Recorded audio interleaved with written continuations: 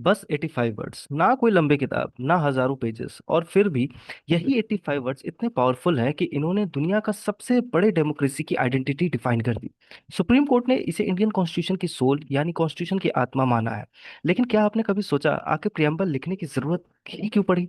क्या कॉन्स्टिट्यूशन बिना प्रियम्बल के नहीं बन सकता था? इसके हर एक वर्ड के पीछे किसकी सोच थी? सोवरेन क्यों लिखा गया, रिपब्लिक क्यों, और सबसे इंटरेस्टिंग बात, सोशलिस्ट और सेकुलर शुरू से प्रियम्बल में थे ही नहीं, तो फिर ये वर्ड्स आए कहाँ से?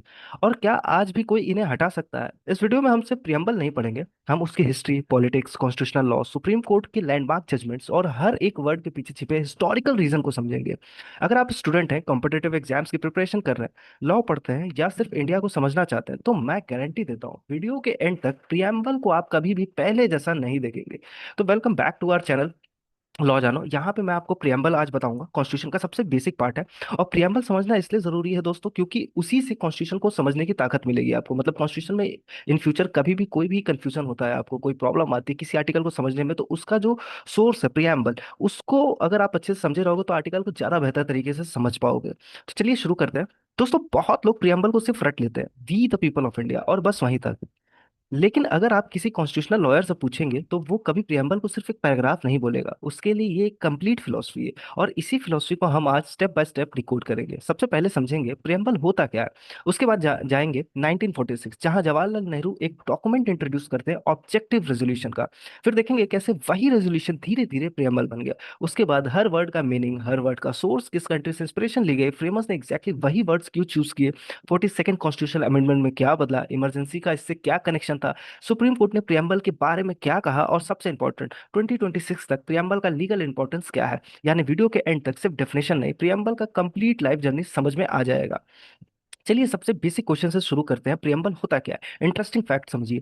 प्रियम्बल शब्द इंग्लिश का ओरिजिनल वर्ड भी नहीं है, ये लेटिन लैंग्वेज से आया है। प्रे का मतलब होता है बिफोर, और एम्बुलेर का मतलब होता है टू वॉक, यानी टू वॉक बिफोर। मतलब किसी भी डॉक्यूमेंट में अंदर जाने से पहले जो इंट्रोडक्शन आपको गाइड करे, वही प्रियम्बल है। जैसे किसी मूवी का ट्रेलर मूवी शुरू होने से पहले ही आपको बता देता है कि स्टोरी किस डायरेक्शन में जाने वाली है, वैसे ही कॉन्स्टिट्यूशन का ट्रेलर है प्रियम्बल। लेकिन सिर्फ इंडिया प्रियम्बल यूज नहीं करता, United states, France, Ireland, Japan, कई कंट्रीज अपने कॉन्स्टिट्यूशन की शुरुआत प्रियम्बल से की। लेकिन इंडिया प्रियम्बल को दुनिया भर में स्पेशल क्या बनाता है ये जानना जरूरी है। उसकी सिंप्लिसिटी, बस एक सेंटेंस, लगभग 85 वर्ड्स, और उन 85 वर्ड्स में पूरे कॉन्स्टिट्यूशनल फिलोसफी।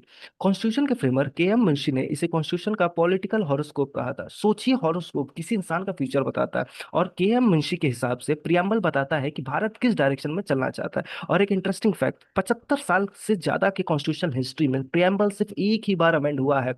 और उस अमेंडमेंट के पीछे भी एक बहुत ड्रामेटिकल पॉलिटिकल हिस्ट्री छुपी हुई है, जिस तक हम थोड़ी देर में पहुंचने वाले हैं। अब थोड़ा टाइम मशीन में बैठते हैं और चलते हैं 1946 में। इंडिया अभी आज़ाद नहीं हुआ, ठीक, ब्रिटिश रूल चल रहा है। लेकिन एक बात क्लियर हो चुकी थी, ब्रिटिश इंडिया को हमेशा के लिए कंट्रोल नहीं कर पाएगा। इसी बैकग्राउंड में आता है कैबिनेट मिशन प्लान। इस प्लान का पर्पस था एक कॉन्स्टिट्यूएंट असेंबली बनाना जो फ्यूचर इंडिया का कॉन्स्टिट्यूशन लिखे। 9 दिसंबर 1946 कॉन्स्टिट्यूएंट असेंबली की पहली मीटिंग होती है। ये सिर्फ एक ऑर्डिनरी मीटिंग नहीं थी, यहीं से भारत अपना फ्यूचर लिखना शुरू करता है। 2 दिन बाद डॉक्टर राजेंद्र प्रसाद असेंबली के प्रेसिडेंट बनते हैं, और फिर आता है वो दिन जिसे इंडियन कॉन्स्टिट्यूशन हिस्ट्री कभी नहीं भूल सकती। 13 दिसंबर 1946 जवाहरलाल नेहरू खड़े होते हैं और एक डॉक्यूमेंट प्रेजेंट करते हैं। नाम था ऑब्जेक्टिव रेजोल्यूशन।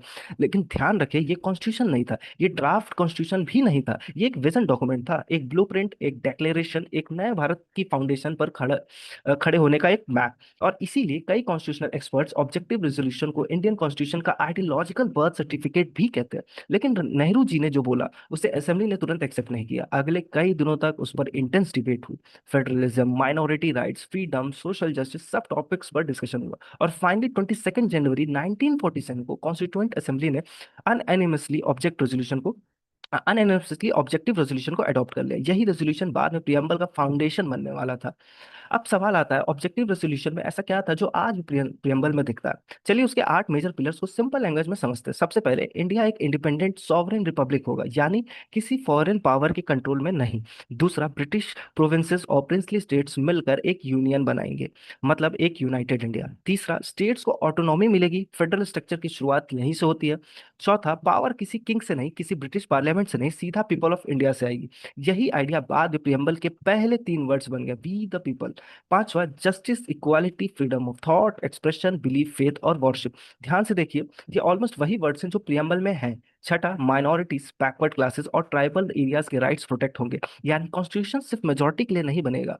सातवां, इंडिया अपनी टेरिटोरियल इंटीग्रिटी और सॉवरेनिटी प्रोटेक्ट करेगा। और आठवां, इंडिया सिर्फ अपने बारे में नहीं बल्कि वर्ल्ड पीस और वेलफेयर ऑफ मैनकाइंड के में भी कंट्रीब्यूट करेगा।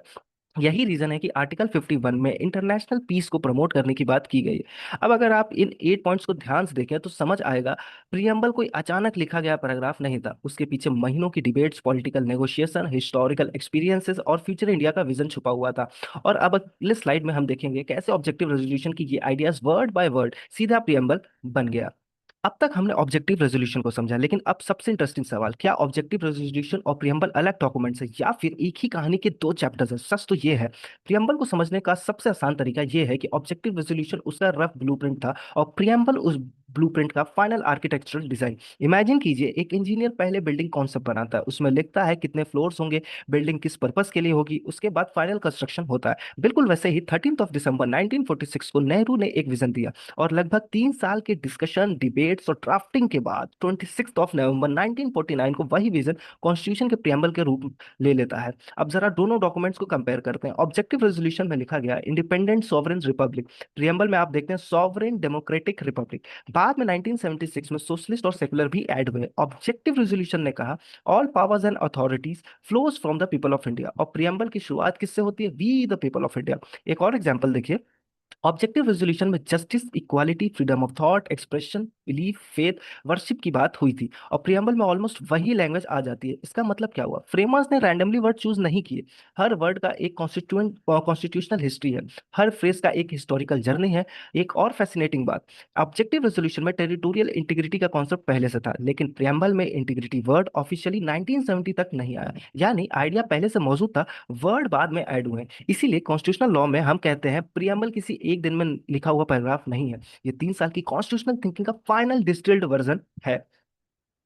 अब वो मोमेंट आ गया है जहां हम कॉन्स्टिट्यूशन की सबसे आइकॉनिक लाइंस पढ़ने वाले हैं। मैं चाहूंगा कि इस स्लाइड को जल्दी जल्दी स्किप मत कीजिए, इसे फील कीजिए, क्योंकि ये सिर्फ लीगल टेक्स्ट नहीं, ये इंडिया का कॉन्स्टिट्यूशनल प्रॉमिस है। We the people of India having solemnly resolved to constitute India into a sovereign, socialist, secular, democratic republic, and to secure to all its citizen justice, liberty, equality, and to promote among them all fraternity। अगर आप ध्यान से देखें तो preamble 3 काम करता है। पहला, ये बताता है कॉन्स्टिट्यूशन किसने बना, वी द पीपल।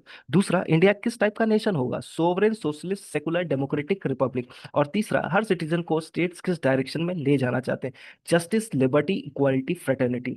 अब डेट्स भी समझिए, 26 नवंबर 1949 कॉन्स्टिट्यूंट असेंबली ने कॉन्स्टिट्यूशन अडॉप्ट किया, इसलिए आज हम कॉन्स्टिट्यूशन डे सेलिब्रेट करते हैं। लेकिन कॉन्स्टिट्यूशन उस दिन इन्फोर्स नहीं हुआ, वो इफेक्टिव हुआ 26 जनवरी 1950 को, और इसी वजह से हर साल रिपब्लिक डे 26 जनवरी को सेलिब्रेट होता है। और फिर 1976 कॉन्स्टिट्यूशनल अमेंडमेंट, इसी अमेंडमेंट में 3 नए वर्ड्स ऐड किए, सोशलिस्ट, सेकुलर और इंटीग्रिटी। लेकिन सवाल ये है, ये वर्ड्स ऐड करने की जरूरत क्यों पड़ी? उसका जवाब हम थोड़ी देर बाद डिटेल में समझेंगे। अब शुरू होता है प्रियम्बल का सबसे important part, word by word analysis. और सबसे पहला, we the people of India. पहली नजर में ये सिर्फ ओपनिंग लाइन लगती है, लेकिन कॉन्स्टिट्यूशनल थ्योरी में ये सेंटेंस एक रेवोल्यूशन था। सोचिए, 1947 से पहले इंडिया पर ब्रिटिश क्राउन का रूल था, अथॉरिटी लंदन से आती थी, किंग या क्वीन सॉवरेन अथॉरिटी थे। लेकिन प्रियम्बल क्या कहता है? पावर किसी किंग से नहीं, किसी एम्परर से नहीं, किसी फॉरेन पार्लियामेंट से नहीं, पावर आती है पीपल से। यानी गवर्नमेंट भी लोग बनाएंगे, कॉन्स्टिट्यूशन भी लोग अपने लिए बनाएंगे, और अगर गवर्नमेंट कॉन्स्टिट्यूशन वॉलेट करे तो अल्टीमेटली अथॉरिटी भी पीपल के पास ही रहेगी। इसीलिए हम इंडिया को रिप्रेजेंटेटिव डेमोक्रेसी कहते हैं। एक interesting comparison, united state constitution भी स्टार्ट होता है we the people. Indian framers ने यूएस ओपनिंग से इंस्पिरेशन जरूर ली, लेकिन उसमें अपनी आइडेंटिटी जोड़ी। यही कॉन्स्टिट्यूएंट असेंबली खुद भी लोगों के रिप्रेजेंटेटिव थी, और कॉन्स्टिट्यूशन भी उन्होंने लोगों के नाम पर, लोगों के लिए और लोगों को ही दिया। अब आते हैं सोवरेन, ये शब्द 1947 के कॉन्टेक्स्ट में समझते हैं। ये शब्द 1947 के कॉन्टेक्स्ट में समझना बहुत जरूरी है। लगभग 200 साल की कॉलोनियल रूल के बाद इंडिया दुनिया को एक क्लियर मैसेज देना चाहता था, अब हम किसी के अंदर नहीं है, ना ब्रिटिश पार्लियामेंट, ना ब्रिटिश क्राउन, ना कोई sovereign ruler. Internal affairs, foreign policy, defence, economy, हर डिसीजन इंडिया खुद लेगा। इसी को कहते हैं सॉवरेनिटी। एक इंटरेस्टिंग फैक्ट, 1949 में इंडिया कॉमनवेल्थ का मेंबर बना। कई लोग कंफ्यूज हो जाते हैं, क्या इसका मतलब इंडिया फिर ब्रिटिश के अंडर चला गया?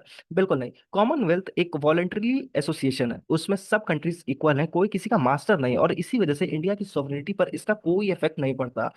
अब हम उन दो वर्ड्स पर आते हैं जिनके ऊपर आज भी सबसे ज्यादा पॉलिटिकल डिबेट्स होती है, सोशलिस्ट और सेकुलर। सबसे पहले एक फैक्ट याद रखिए, ये दोनों वर्ड्स 1949 के ओरिजिनल प्रियम्बल में नहीं थे, ये 1976 में 42nd कॉन्स्टिट्यूशन अमेंडमेंट के थ्रू ऐड हुए।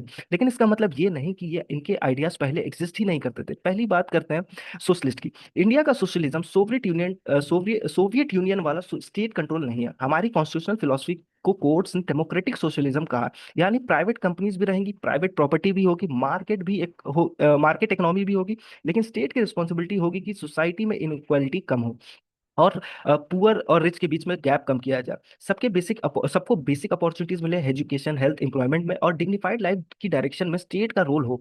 1983 के डीएस नकारा जजमेंट में सुप्रीम कोर्ट ने वेलफेयर स्टेट की फिलोसफी को इसी कंटेक्स्ट में एक्सप्लेन किया था।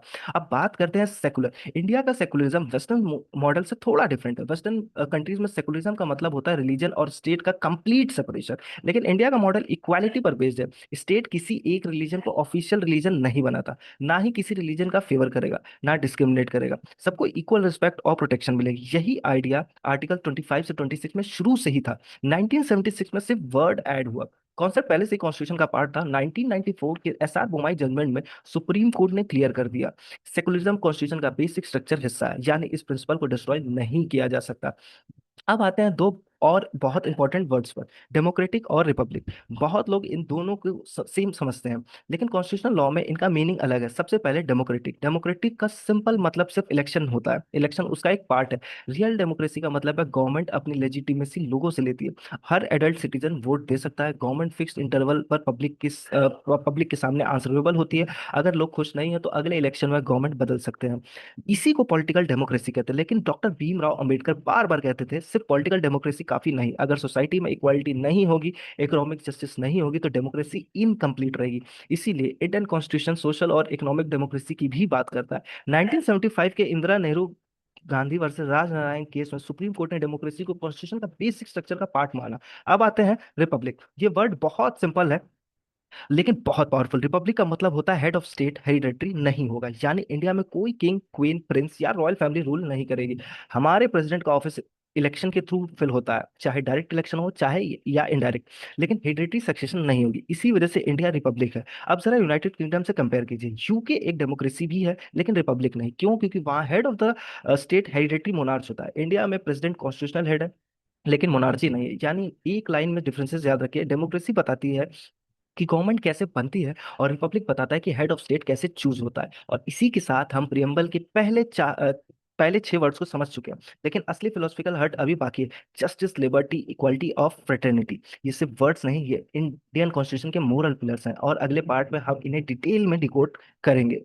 तक हमने प्रियम्बल के पहले वर्ड समझे, लेकिन अगर कोई मुझसे पूछे कि इंडियन कॉन्स्टिट्यूशन का इमोशनल हर्ट क्या है, तो मेरा जवाब होगा ये 4 वर्ड: जस्टिस, लिबर्टी, इक्वालिटी और फ्रेटर्निटी। ये सिर्फ लीगल प्रिंसिपल्स नहीं है, ये वो आइडियल्स है जिन पर पूरा कॉन्स्टिट्यूशन खड़ा है। और सबसे इंटरेस्टिंग बात, डॉक्टर भीमराव अम्बेडकर कहते थे अगर इनमें से एक भी पिलर टूट गया तो डेमोक्रेसी धीरे धीरे कमजोर होने लगेगी। चलिए एक एक करके समझते हैं। जस्टिस सबसे पहले, जस्टिस, लेकिन कॉन्स्टिट्यूशन सिर्फ कोर्ट वाली जस्टिस की बात नहीं करता। यहाँ 3 तरह की जस्टिस लिखी गई। सोशल जस्टिस मतलब किसी इंसान की रिस्पेक्ट उसकी कास्ट, रिलीजन, जेंडर या बर्थ से डिसाइड नहीं होगी। हर इंसान की डिग्निटी इक्वल होगी। इसी फिलोसफी की वजह से कॉन्स्टिट्यूशन अनटचेबिलिटी को एबॉलिश भी करता है, रिजर्वेशंस का फ्रेमवर्क बनाता है और डिस्क्रिमिनेशन के खिलाफ प्रोविजंस देता है। दूसरा, इकोनॉमिक जस्टिस। इसका मतलब ये नहीं कि सब लोग इक्वली रिच होंगे, बल्कि हर सिटीजन को फेयर अपॉर्चुनिटीज मिलनी चाहिए, वेल्थ सिर्फ लोगों के हाथ में कंसंट्रेट ना हो। इसी वजह से डायरेक्टिव प्रिंसिपल्स वेलफेयर स्टेट की बात करता है। तीसरा है पॉलिटिकल जस्टिस। हर एडल्ट सिटीजन को वोट का इक्वल राइट, चाहे वो बिलियनियर हो या डेली वेज वर्कर। एक वोट की वैल्यू सबके लिए इक्वल है, यही पॉलिटिकल जस्टिस है। अब आते हैं लिबर्टी पे। लिबर्टी का मतलब है फ्रीडम, लेकिन कॉन्स्टिट्यूशन एब्सोल्यूट फ्रीडम नहीं देता। अगर फ्रीडम एब्सोल्यूट होती तो कोई भी कुछ भी बोल सकता, कुछ भी कर सकता और सोसाइटी में केओस मच जाता। इसीलिए कॉन्स्टिट्यूशन कहता है फ्रीडम होगी लेकिन रीजनेबल रिस्ट्रिक्शंस के साथ। Freedom of thought, expression, belief, faith और वर्शिप। यही बाद में आर्टिकल्स 19 और आर्टिकल 25 से 28 में डिटेल फॉर्म में दिखाई देता है। एक मेच्योर डेमोक्रेसी वही होती है जहां डिसएग्रीमेंट को भी स्पेस मिले। इक्वालिटी। अब बात इक्वालिटी की ध्यान रखिए। इक्वालिटी का मतलब सब लोग सेम होना नहीं है। कॉन्स्टिट्यूशन कभी ये नहीं कहता इक्वालिटी का मतलब है इक्वल स्टेटस और इक्वल अपॉर्चुनिटी। अगर दो स्टूडेंट एग्जाम्स दे रहे हैं तो एग्जाम का पेपर दोनों के लिए सेम होना चाहिए। सिलेक्शन कास्ट या रिलीजन देख कर नहीं होना चाहिए। यही कॉन्स्टिट्यूशनल इक्वालिटी है। इसी फिलॉसफी से आर्टिकल 14, 15, 16 और 17 का जन्म होता है। फ्रेटर्निटी अब आता है सबसे अंडररेटेड वर्ड। फ्रेटर्निटी हिंदी में बंधुत्व या ब्रदरहुड, भाईचारा जिसे डॉक्टर अंबेडकर कहते थे। अगर सोसाइटी एक दूसरे को अपना ही ना समझे तो इक्वालिटी और लिबर्टी सिर्फ बुक्स में रह जाएंगी। इमेजिन कीजिए, अगर लोग एक दूसरे से नफरत करते हो तो इक्वालिटी का क्या फायदा, और अगर सोसाइटी डिवाइडेड हो तो लिबर्टी कितनी देर सरवाइव करेगी। इसीलिए अंबेडकर ने कहा था लिबर्टी, इक्वालिटी और फ्रेटर्निटी तीन अलग कॉन्सेप्ट्स नहीं है, ये एक ट्रिनिटी है। एक दूसरे के बिना सरवाइव ही नहीं कर सकते। लिबर्टी बिना इक्वालिटी स्ट्रांग को और स्ट्रांग बना देगी। इक्वालिटी बिना लिबर्टी इंडिविजुअल इनिशिएटिव को खत्म कर देगी। और फ्रेटर्निटी के बिना दोनों टूट जाएंगे। इसीलिए प्रेम्बल का लास्ट वर्ड एक्चुअली उसका सबसे इमोशनल मैसेज है। अब एक बहुत कॉमन मिथ को क्लियर करते हैं। कई लोग कहते हैं इंडियन कॉन्स्टिट्यूशन सिर्फ कॉपी पेस्ट है। किसी ने अमेरिका से कॉपी किया, किसी ने ब्रिटेन से। रियलिटी उससे काफी डिफरेंट है। इंडियन कॉन्स्टिट्यूशन बोरोड जरूर है लेकिन ब्लाइंडली कॉपी नहीं करता। हर कॉन्सेप्ट को इंडियन कंडीशंस के हिसाब से मॉडिफाई किया गया। इसलिए कॉन्स्टिट्यूशनल एक्सपर्ट्स एक लाइन बोलते हैं, बोरोड बट नेवर कॉपीड। चलिए देखते हैं। सबसे पहला, वी द पीपल। ये इंस्पिरेशन यूनाइटेड स्टेट कॉन्स्टिट्यूशन से आ गई, लेकिन इंडिया ने इस कॉन्सेप्ट को अपनी फ्रीडम स्ट्रगल की फिलोसफी के साथ कंबाइन किया। अब लिबर्टी, इक्वालिटी और फ्रेटर्निटी, ये तीन वर्ड्स फ्रेंच रेवोल्यूशन के फेमस स्लोगन से इंस्पायर है। लिबर्टी, इक्वालिटी, फ्रेटर्निटी 1789 की फ्रेंच रेवोल्यूशन ने मोनार्ची के अगेंस्ट ये आइडियाज दुनिया को दिए। Justice, social, economic, political. ये इन्फ्लुएंस रशियन रेवोल्यूशन की सोशलिस्ट थिंकिंग से आता है। रिपब्लिक की फिलोसफी फ्रेंच रिपब्लिकन ट्रेडिशन से, और ड्राफ्टिंग स्टाइल पर ऑस्ट्रेलियन कॉन्स्टिट्यूशन का भी इनडायरेक्ट इन्फ्लुएंस माना जाता है। लेकिन सबसे इंपॉर्टेंट सोर्स फॉरेन कंट्री नहीं, इंडिया खुद है। जवाहरलाल नेहरू के ऑब्जेक्टिव रेजोल्यूशन, अगर ऑब्जेक्टिव रेजोल्यूशन नहीं होता तो शायद आज का प्रियम्बल भी इसी फॉर्म में नहीं होता। इसीलिए कहना ज्यादा सही होगा, इंडियन कॉन्स्टिट्यूशन दुनिया से सीखा है लेकिन अपनी आइडेंटिटी आइडेंटिटी खुद बनाता है। अब एक और इंटरेस्टिंग क्वेश्चन, फ्रेमर्स ने वर्ड्स क्यों चूज किया और कोई वर्ड्स क्यों नहीं? हिस्ट्री इसका आंसर देती है। सबसे पहले सोवरेन, 1947 के इंडिया को सबसे पहले दुनिया को ये बताना था कि हम किसी एम्पायर के अंडर नहीं है, इसलिए सोवरेन सबसे पहले आया। अब देखिए, फ्रेटर्निटी को लास्ट में रखा गया, ये कोइंसिडेंस नहीं था। डॉक्टर अंबेडकर जानते थे इंडिया एक एक्सट्रीमली डाइवर्स कंट्री है। लैंग्वेज, रिलीजन, कल्चर, कास्ट सब अलग। अगर ब्रदरहुड नहीं होगा तो कॉन्स्टिट्यूशन सिर्फ पेपर बनकर रह जाएगा। इसलिए फ्रेटर्निटी एंडिंग मैसेज है। अब माइनॉरिटी सेफगार्ड्स, पार्टीशंस अभी अभी हुए थे, लाखों लोग माइग्रेट हुए, कम्युनल वॉयलेंस हुई। ऐसे एनवायरनमेंट में कॉन्स्टिट्यूशनल फ्रेमर्स एक क्लियर मैसेज देना चाहते थे, इंडिया किसी एक रिलीजन या कम्युनिटी का स्टेट नहीं होगा, हर सिटीजन इक्वल होगा। और रिपब्लिक, ये सिर्फ मोनार्ची रिजेक्ट करना नहीं था, ये फ्रीडम मूवमेंट का नेचुरल आउटकम था। 1930 का पूर्ण स्वराज रेजोल्यूशन से ही कांग्रेस ने हेरिडेटरी रूल के अगेंस्ट डेमोक्रेटिक गवर्नेंस की बात करी थी। और सबके पीछे एक हिडन ऑब्जेक्टिव था, सिर्फ पॉलिटिकल फ्रीडम नहीं, सोशल रेवोल्यूशन। डॉक्टर अंबेडकर बार बार कहते थे अगर इंडिपेंडेंस से ब्रिटिश को हटाकर खत्म हो गई तो फ्रीडम इनकम्प्लीट रहेगी। रियल इंडिपेंडेंस तब होगी जब ऑर्डिनरी सिटीजन की लाइफ इंप्रूव होगी। अब हम पहुंच गए इंडियन कॉन्स्टिट्यूशन हिस्ट्री के सबसे कंट्रोवर्शियल अमेंडमेंट पे। एक से कॉन्स्टिट्यूशनल अमेंडमेंट में से एक, 42nd कॉन्स्टिट्यूशनल अमेंडमेंट 1976। इस अमेंडमेंट को अक्सर मिनी कॉन्स्टिट्यूशन भी कहा जाता है, और इसका रीजन भी है, ये सिर्फ एक अमेंडमेंट नहीं था, इसमें कॉन्स्टिट्यूशन के डजन्स ऑफ प्रोविजंस को अफेक्ट किया। फंडामेंटल ड्यूटीज ऐड हुए, डायरेक्टिव प्रिंसिपल्स एक्सपैंड हुए, जुडिशरी की पावर पर भी इम्पैक्ट पड़ा, और प्रियम्बल भी बदला। चलिए एग्जैक्ट वर्डिंग्स देखते हैं। 1976 से पहले लिखा था सोवरेन डेमोक्रेटिक रिपब्लिक, 1976 के बाद बन गया sovereign socialist secular democratic Republic, और यूनिटी ऑफ नेशन बदल कर हुआ unity and integrity of nation. ध्यान रखिए, ये प्रियम्बल का पहला और अब तक का अकेला अमेंडमेंट है। एक और इंपॉर्टेंट बात, कई लोग सोचते हैं क्या पार्लियामेंट कल को डेमोक्रेटिक या रिपब्लिक भी हटा सकती है? इसका जवाब हम अगले केस लॉ सेक्शन में डिटेल में समझेंगे, लेकिन शॉर्ट आंसर है नहीं। और उसका रीजन भी है, बेसिक स्ट्रक्चर डॉक्ट्रिन। लेकिन सवाल है, 1976 में ऐसा क्या हुआ कि कॉन्स्टिट्यूशन का प्रियम्बल ही अमेंड कर दिया गया? इसका जवाब समझने के लिए हमें 1973 से 76 तक की पॉलिटिकल हिस्ट्री को समझना होगा। 1973 से 74 में गुजरात में नव निर्माण मूवमेंट शुरू होता है। स्टूडेंट करप्शन और राइजिंग प्राइसेस के खिलाफ प्रोटेस्ट करते हैं। सिचुएशन इतनी सीरियस हो जाती है कि सीएम को रिजाइन करना पड़ता है। उसके बाद 1974 बिहार, जयप्रकाश नारायण, जिन्हें हम जेपी के नाम से जानते हैं, संपूर्ण क्रांति का स्लोगन देते हैं। ये मूवमेंट धीरे धीरे नेशनल मूवमेंट बन जाता है। इसी बीच जॉर्ज फर्नांडिस की लीडरशिप में ऑल इंडिया रेलवे स्ट्राइक होती। ये इंडियन हिस्ट्री की सबसे बड़ी लेबर स्ट्राइक में से एक थी। फिर आता है 12 June 1975, Allahabad high court, Indira Nehru Gandhi versus Raj Narain. Court prime minister Indira Gandhi का 1971 इलेक्शन इनवैलिड डिक्लेयर कर देता है। पॉलिटिकल क्राइसिस और डीपेन हो जाता है, और फिर 25 to 26 June 1975 national emergency declare होती है। आर्टिकल 352 के अंडर सिविल लिबर्टी सस्पेंड होती हैं, प्रेस सेंसरशिप लगती है, कई अपोजिशन लीडर्स अरेस्ट होते हैं। इसे इमरजेंसी पीरियड के दौरान 1976 में 42nd कॉन्स्टिट्यूशन अमेंडमेंट पास होता है, जिसमें प्रियम्बल में सोशलिस्ट, सेकुलर और इंटीग्रिटी ऐड किए जाते हैं। एक हिस्टोरिकल फैक्ट याद रखें, 1978 में 44th कॉन्स्टिट्यूशन अमेंडमेंट ने इमरजेंसी के दौरान किए गए कई चेंजेस रिवर्स कर दिए, लेकिन प्रियम्बल में ऐड किए गए ये तीन वर्ड्स वैसे ही रहते हैं और आज भी कॉन्स्टिट्यूशन का ऑफिशियल हिस्सा है। लेकिन क्या पार्लियामेंट को इतनी पावर थी कि वो प्रियम्बल ही बदल दे, या इस पावर की भी कोई लिमिट थी? इसी सवाल का जवाब इंडियन कॉन्स्टिट्यूशनल हिस्ट्री का सबसे इंपॉर्टेंट जजमेंट ने दिया, केशवानंद भारती केस, और वही हम अगले पार्ट में समझेंगे। हमने प्रियम्बल की हिस्ट्री समझ ली, लेकिन अब एक बहुत बड़ा लीगल क्वेश्चन सामने आता है, क्या प्रियम्बल कॉन्स्टिट्यूशन का एक्चुअल पार्ट है? आज अगर मैं आपसे ये सवाल पूछूं, शायद आप तुरंत कहेंगे हाँ, लेकिन एक टाइम ऐसा भी था जब सुप्रीम कोर्ट का जवाब भी नहीं। जी हाँ, 1960 में सुप्रीम कोर्ट ने एग्जैक्टली यही कहा था कि नहीं, प्रियम्बल कॉन्स्टिट्यूशन का पार्ट नहीं है, और इस जजमेंट का नाम था बेरूबारी यूनियन केस। चलिए बैकग्राउंड समझते हैं। 1947 में रेडक्लिफ लाइन ने इंडिया और पाकिस्तान बाउंड्रीज डिसाइड की, लेकिन कुछ जगहों पर कंफ्यूजन रह गया। उन्हीं में से एक था बेरूबारी, जो कि वेस्ट बंगाल में था। 1958 में इंडिया और पाकिस्तान के बीच नेहरू नून एग्रीमेंट हुआ था। याद रखिएगा कि अभी का जो बांग्लादेश है, उस समय वेस्ट पाकिस्तान हुआ करता था। इस एग्रीमेंट के अकॉर्डिंग बेरूबारी का एक हिस्सा पाकिस्तान को ट्रांसफर करने का प्रपोजल था। अब सवाल ये था, क्या गवर्नमेंट सिर्फ एग्रीमेंट साइन करके इंडियन टेरिटरी किसी दूसरे देश को दे सकती है, या कॉन्स्टिट्यूशन अमेंड करना पड़ेगा? प्रेसिडेंट डॉक्टर राजेंद्र प्रसाद ने आर्टिकल 143 के अंडर इस क्वेश्चन को सुप्रीम कोर्ट के पास भेजा और उनका जवाब मांगा। अब जजमेंट आता है। सुप्रीम कोर्ट ने दो इंपॉर्टेंट बातें कही। पहली, इंडियन टेरिटरी ट्रांसफर करने के लिए कॉन्स्टिट्यूशनल अमेंडमेंट जरूरी होगा। याद रखिएगा, आर्टिकल 143 जो है वो पावर देता है प्रेसिडेंट को बेसिकली सुप्रीम कोर्ट से राय लेने का। ठीक है, तो इसी आर्टिकल का यूज करके डॉक्टर राजेंद्र प्रसाद ने सवाल किया था सुप्रीम कोर्ट से। अब आते हैं पार्ट अपने टॉपिक पे। इंडियन टेरिटरी ट्रांसफर करने के लिए कॉन्स्टिट्यूशनल अमेंडमेंट जरूरी होगा, ये कोर्ट ने कहा। सिर्फ ऑर्डिनरी लॉ काफी नहीं। यही प्रिंसिपल आज भी इंपॉर्टेंट है, लेकिन दूसरी बात और भी इंटरेस्टिंग थी। कोर्ट ने कहा प्रियम्बल कॉन्स्टिट्यूशन का इन्फोर्सेबल पार्ट नहीं है, ये सिर्फ एक इंट्रोडक्टरी स्टेटमेंट है। अगर कॉन्स्टिट्यूशन की किसी आर्टिकल का मीनिंग क्लियर हो तो प्रियम्बल उस आर्टिकल को चेंज नहीं कर सकता। कोर्ट ने कहा प्रियम्बल सिर्फ तब हेल्प करेगा जब कॉन्स्टिट्यूशन में एम्बिग्युटी हो, यानी कि कंफ्यूजन हो। उस टाइम ये डिसीजन बहुत लॉजिकल माना गया, लेकिन कॉन्स्टिट्यूशनल लॉ स्टैटिक नहीं होता, आइडियाज इवॉल्व होते हैं, और सिर्फ 13 साल बाद इंडियन कॉन्स्टिट्यूशनल हिस्ट्री का सबसे बड़ा जजमेंट इस पूरी थिंकिंग को ही बदल देता, और वही जजमेंट था Kesavananda Bharati, the case that change Indian constitutional history for ever. अगर मुझसे पूरी इंडियन कॉन्स्टिट्यूशनल हिस्ट्री का सिर्फ एक जजमेंट चूज करने को हो, तो शायद मैं बिना सोचे केशवानंद भारती केस का नाम लूंगा। क्यों? क्योंकि इस जजमेंट ने सिर्फ एक डिस्प्यूट सॉल्व नहीं किया, इसने पार्लियामेंट की कॉन्स्टिट्यूशनल लिमिट्स डिफाइन कर दी। बैकग्राउंड समझिए, केरला के एडनीर मठ के हेड स्वामी केशवानंद भारती स्टेट के लैंड रिफॉर्म लॉज को चैलेंज करते हैं। शुरू में लग रहा था ये सिर्फ प्रॉपर्टी राइट्स का केस है, लेकिन धीरे धीरे सवाल बहुत बड़ा हो गया।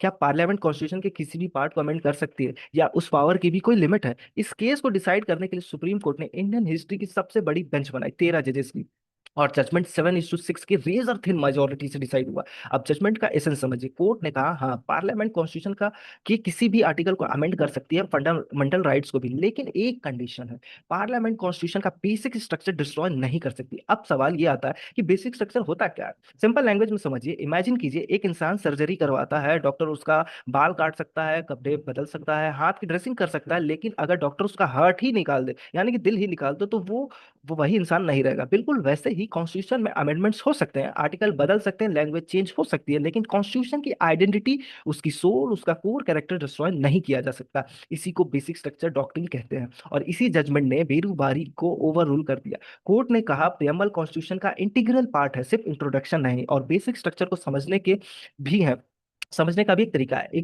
अब एक बहुत इंटरेस्टिंग इम्प्लीकेशन देखिए। 1976 में पार्लियामेंट ने प्रियम्बल में सोशलिस्ट, सेकुलर और इंटीग्रिटी ऐड किया। ये अलाउड था, लेकिन क्या पार्लियामेंट कल को डेमोक्रेटिक हटा सकती है, या रिपब्लिक डिलीट कर सकती है? नहीं, क्योंकि ये कॉन्स्टिट्यूशन का बेसिक स्ट्रक्चर का पार्ट है, और इसी वजह से केशवानंद भारती को इंडियन डेमोक्रेसी का कॉन्स्टिट्यूशनल सेफ्टी लॉ भी कहा जाता है। और ये जो कहानी, ये 1973 में खत्म नहीं हुई, केशवानंदा भारती के बाद डिबेट खत्म नहीं हुई है। सुप्रीम कोर्ट बार बार प्रियम्बल की इंपॉर्टेंस को री इन्फोर्स करता रहा है। सबसे पहले 1975 इंदिरा नेहरू गांधी वर्सेस राजनारायण। कोर्ट ने कहा डेमोक्रेसी कॉन्स्टिट्यूशन का बेसिक स्ट्रक्चर का हिस्सा है, यानी free and fair election, rule of law, judicial review, ये सिर्फ पॉलिटिकल स्लोगन्स नहीं है, कॉन्स्टिट्यूशनल कमिटमेंट्स भी हैं। फिर आता है 1994 SR Bommai versus union of India. ये जजमेंट हर लॉ स्टूडेंट्स को याद होता है, क्योंकि इसी केस में सुप्रीम कोर्ट ने क्लियरली होल्ड किया सेकुलरिज्म भी बेसिक स्ट्रक्चर का पार्ट है। और स्टेट किसी रिलीजन का नहीं हो सकता। और आर्टिकल 356 का मिसयूज भी जुडिशियल रिव्यू का अंडर आएगा। उसके बाद 1995 LIC of India case, court फिर रिपीट करता है प्रियम्बल कॉन्स्टिट्यूशन का इंटीग्रल पार्ट है, यानी केशवानंदा सिर्फ एक आइसोलेटेड जजमेंट नहीं था। बाद के कोर्ट्स ने भी उसी प्रिंसिपल्स को कंटिन्यू किया। और अब आता है सबसे रीसेंट डेवलपमेंट पर। अब आते हैं सबसे रीसेंट डेवलपमेंट पे। 2024 doctor Balram Singh versus union of India petition file हुई थी। इस केस में डिमांड थी प्रियम्बल से सोशलिस्ट और सेकुलर वर्ड्स हटा दिए जाए। सुप्रीम कोर्ट ने इन पिटीशंस को डिसमिस कर दिया और कोर्ट ने कहा ये वर्ड्स लगभग 50 साल से कॉन्स्टिट्यूशन का पार्ट है और कॉन्स्टिट्यूशनल फ्रेमवर्क के साथ कंसिस्टेंट है, यानी आज भी प्रियम्बल सिर्फ हिस्ट्री का चैप्टर नहीं है, ये एक लिविंग कॉन्स्टिट्यूशनल डॉक्यूमेंट है जिसके मीनिंग और इंपॉर्टेंस पर कोर्ट्स आज भी डिसीजंस दे रहे हैं। अब सवाल आता है, अगर प्रियम्बल खुद किसी सिटीजन्स को डायरेक्ट राइट्स नहीं देते तो फिर इसका इंपॉर्टेंस क्या है? बहुत बड़ा इंपॉर्टेंस है। सबसे पहला, इंटरप्रिटेटिव क्री। जब कॉन्स्टिट्यूशन की किसी आर्टिकल की मीनिंग डाउटफुल होता है, कोर्ट्स प्रियम्बल की तरफ देखते हैं, ये बताता है फ्रेमर्स का ऑब्जेक्टिव क्या था। दूसरा, बेसिक स्ट्रक्चर शील्ड। अगर कोई गवर्नमेंट चाहे कि डेमोक्रेसी हटा दी जाए या रिपब्लिक खत्म कर दी जाए या सोवरेनिटी कॉम्प्रोमाइज कर दी जाए, तो supreme court basic structure doctrine के बेसिस पर उस अमेंडमेंट को स्ट्राइक डाउन कर सकता है। तीसरा, प्रियम्बल इंडिया की कॉन्स्टिट्यूशन आइडेंटिटी है। अगर कोई फॉरेन स्टूडेंट आपसे पूछे कि इंडिया किस प्रिंसिपल पर चलने वाला कंट्री है, तो आप पूरे कॉन्स्टिट्यूशन नहीं पढ़ोगे, आप प्रियम्बल दिखाओगे। इसी में इंडिया की कॉन्स्टिट्यूशनल फिलोसफी कंडेंस फॉर्म में लिखी हुई है। और चौथा, प्रियम्बल सिर्फ हिस्ट्री नहीं, लिविंग डॉक्यूमेंट है। सुप्रीम कोर्ट ने प्राइवेसी के फेमस पुट्टू स्वामी केस में भी कॉन्स्टिट्यूशनल वैल्यूज डिस्कस की। सेक्शन 377 वाले नवतेज सिंह जौहर जजमेंट में भी हमने डिग्निटी और कॉन्स्टिट्यूशनल मोरालिटी की बात की है। फेडरलिज्म हो, लिबर्टी हो, इक्वालिटी हो, और बड़े कॉन्स्टिट्यूशनल जजमेंट में कहीं ना कहीं प्रियम्बल की स्पिरिट नजर आती है। इसीलिए कॉन्स्टिट्यूशनल लॉयर्स अक्सर कहते हैं आर्टिकल्स कॉन्स्टिट्यूशन का बॉडी है लेकिन प्रियम्बल उसकी सोल है।